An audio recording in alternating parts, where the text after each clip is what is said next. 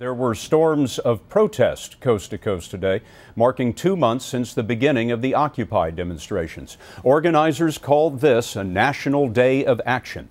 In Los Angeles, several hundred protesters marched through downtown. At least 24 were arrested.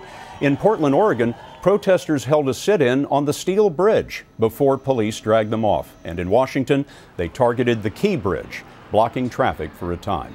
The biggest rally was in New York City, where it all began, and Jim Axelrod is with those demonstrators tonight. Jim?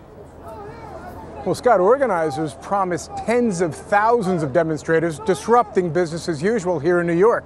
Frankly, we've seen a fraction of that number, closer to 1,000. It got bloody in Lower Manhattan today as police arrested more than 175 protesters.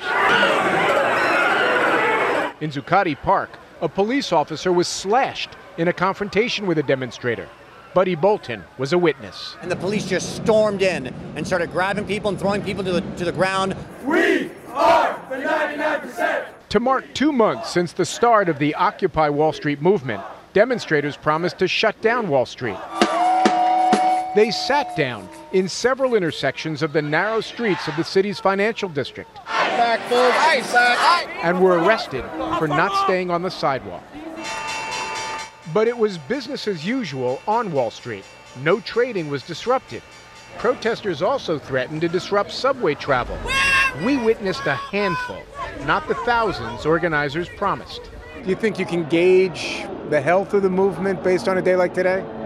Yeah, I think this is a big day as far as the movement goes. I think it's a referendum on whether the movement's going to grow stronger or peter out. Despite today's arrests and new restrictions prohibiting tents and sleeping bags in the park, demonstrators like Angelina Jimenez are defiant. The more they keep taking away, the louder we're going to be. You can knock us down, we're just going to keep rising back up. Occupy Wall Street! Perhaps, but in New York City at least, protesters are running the risk of alienating those they most need to support them. I don't know, I had an early day. I was kind of looking forward to some peace and quiet.